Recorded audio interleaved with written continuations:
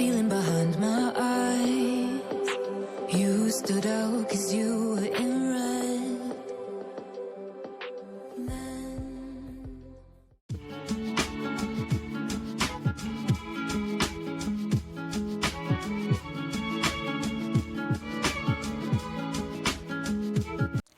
Hey everyone, welcome to the channel again home making with Nikki. कैसे हैं आप लोग? आई होप कि आप लोग सब ठीक होंगे।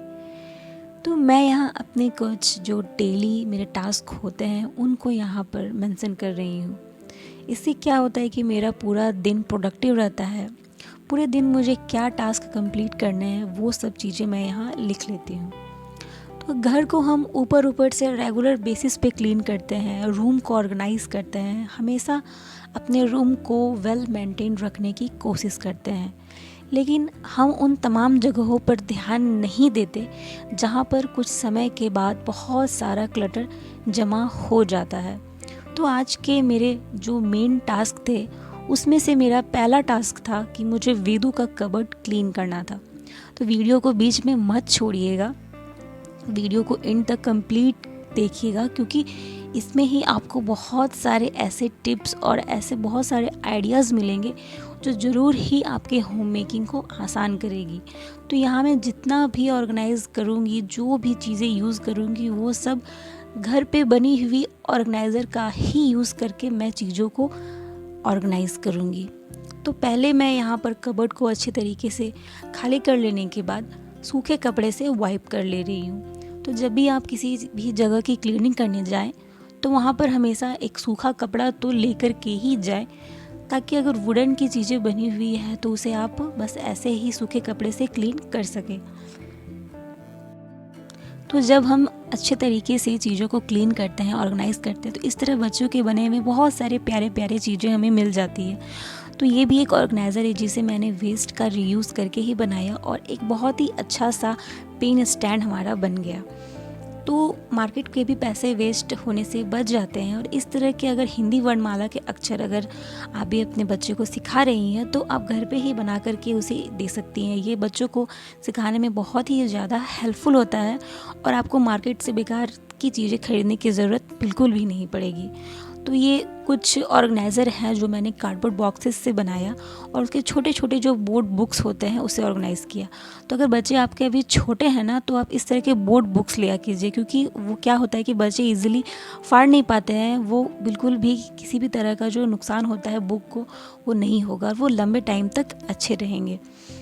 तो उसके बगल का जो एरिया है वो स्टडी टेबल जहाँ मैं रखती हूँ, तो वो कपड़ा भी जो मैंने बिछा करके रखा है वो भी कुछ दिन का हो गया था, तो उस पर भी डस्ट जमा हो जाती है। तो जब भी आप किसी भी जगह की क्लीनिंग करें तो उसके आसपास का एरिया भी अपने ध्यान में रखें और अगर आपके पास टाइम है तो ज़रूर ही उसे क्लीन कर लीजिए।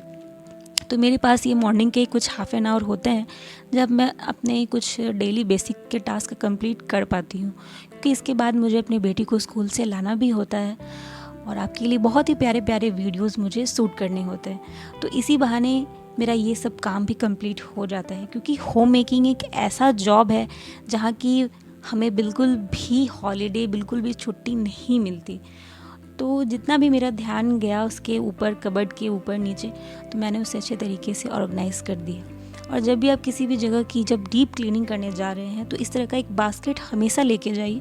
आप बहुत सारा क्लटर उसमें इकट्ठा कर पाएंगे, नहीं तो क्या होगा, बार बार आपको भाग भाग करके डस्टबिन की तरफ जाना पड़ेगा। तो इस तरह से ये बहुत ही अच्छे तरीके से ऑर्गेनाइज़ हो गया। और बच्चों का क्या है, अभी ऑर्गेनाइज़ किया तो शाम को फिर ये बिखेर ही देंगे। तो बस हमें वो नहीं सोचना है कि अब मैं दोबारा इसे ऑर्गेनाइज़ नहीं करूँगी, क्योंकि बच्चे को हम फोर्स नहीं कर सकते। अगर हम खुद ऑर्गेनाइज़ करेंगे तो बच्चे वो चीज़ें सीखेंगे, वो हैबिट भी डेवलप होगी।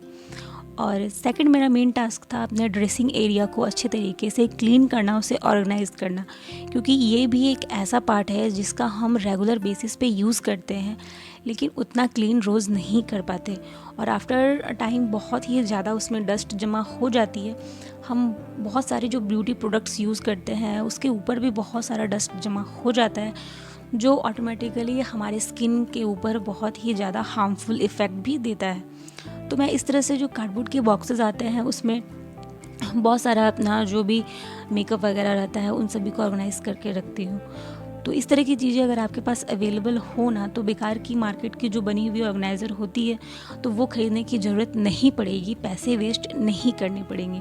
तो मैं यहाँ बस ला करके अपनी जो ड्रेसिंग एरिया के सामान है उसे यहाँ पर ला करके बेड पे रखूँगी, क्योंकि जब आप तक किसी भी जगह को अच्छे तरीके से खाली नहीं करोगे तो आप क्लीन ही नहीं कर पाओगे और उतना आइडिया भी नहीं मिलेगा कि मैं कैसे इस जगह को ऑर्गेनाइज़ करूँ।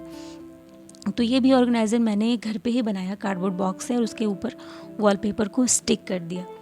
तो इससे क्या होता है कि हमारा 2 टायर रैक बन जाता है और उसके नीचे मैंने बॉटल के कैप्स को लगा दिया जो कि उसका लेग बन गया। और उसके ऊपर मैं अपने जो डेली नीड्स के जितने भी सामान होते हैं वो सभी को ऑर्गेनाइज इसमें से कर दूंगी। तो देखिए, अगर हम चीज़ों को समय समय पर देखते रहते हैं, उनका ऑर्गेनाइजेशन करते रहते हैं, तो बहुत सारी ऐसी चीज़ें मिलती हैं जो एक्सपायर हो चुकी होती हैं या फिर जिनकी ज़रूरत नहीं है, तो वो भी हमारे ड्रेसिंग एरिया में इकट्ठे हुए जमा रहती है और बस बहुत सारा जगह भी जाता है और हम न जाने किस दिन उस सामान को यूज़ कर लेंगे और वो हमारे लिए हार्मफुल होगा। तो समय समय पर इन चीज़ों को क्लीन कर लेने से भी हमारा बहुत सारा क्लटर निकल जाता है और जगह बहुत ही ज़्यादा सेव हो जाती है। तो इस तरह छोटे छोटे डिब्बों में मैं बहुत सारा जो हमारा मेकअप से रिलेटेड जो सामान होता है उसे ऑर्गेनाइज़ करके रखती हूँ। तो इस तरह से काफ़ी स्पेस भी बच जाती है और जितना भी आपका जो मॉर्निंग का CTM का जो रूटीन होता है, क्लेंजिंग, टोनिंग, मॉइस्चराइजिंग, उससे रिलेटेड जितना भी सामान है उसे एक अलग ही बॉक्स में करके रखिए। उससे आपका मॉर्निंग का बहुत सारा टाइम सेव होगा और जितना भी एक अलग कैटेगरी का सामान है उसे अलग बॉक्स में रखिए। तो यहाँ मैं कुछ भी मार्केट से परचेज़ नहीं की हूँ, जो मोबाइल के बॉक्सेस थे उसी में मैंने इसे ऑर्गेनाइज़ किया और उसके पीछे का जो 2 टायर रैक मैंने बनाया है उसे हाइट देने के लिए इस तरह से मैं इस खाली बॉक्स को यूज़ करूँगी। तो कभी मुझे अगर किसी भी ऑर्गेनाइज़र की ज़रूरत पड़ेगी तो मैं उसी में से निकाल के उसमें रख लूँगी। तो इससे पीछे वाले बॉक्सेस को हाइट भी मिल जाएगी और मेरा यहाँ पर जितना भी सामान है वो अच्छे तरीके से ऑर्गेनाइज़ हो जाएगा। और मैं अपने क्लचर्स को ऑर्गेनाइज़ करने के लिए इस तरह से जो चोटी बनाते हैं उसी तरह से धागे को, जो रस्सी होती है उसे बना लिया चोटी की तरह से और उसी में क्लचर को। क्या होता है कि हमारा बहुत सारा टाइम भी सेव हो जाता है और अगर चीज़ें विजुअलाइज होती है तो हम उसे यूज़ में लाते रहते हैं। वरना क्या होता है कि 1 से 2 क्लचर को हम रेगुलर बेसिस पे यूज़ करते हैं, बाकी सब वैसे के वैसे पड़ा रहता है। तो ज़रूरत के हिसाब से हम चीज़ों को भी यूज़ करना सीख जाते हैं। तो इस तरह से बहुत ही कम स्पेस में भी चीज़ें ऑर्गेनाइज हो जाती है और ज़्यादा टाइम भी वेस्ट नहीं होता है। सो फ्रेंड्स, आज के लिए बस इतना ही। आई होप कि वीडियो आपको पसंद आया होगा, हेल्पफुल रहा होगा। अगर वीडियो पसंद आया है तो प्लीज़ उसे लाइक कर दीजिएगा और चैनल पे नए हैं तो प्लीज़ सब्सक्राइब करके इस फैमिली का पार्ट बन जाइएगा। आपका एक सब्सक्रिप्शन, आपका एक लाइक बहुत ही ज़्यादा मोटिवेट करता है। So please keep supporting me and again I will say stay happy and stay blessed. 300 miles counting down, next year will be close. I will wait as long as it's for you.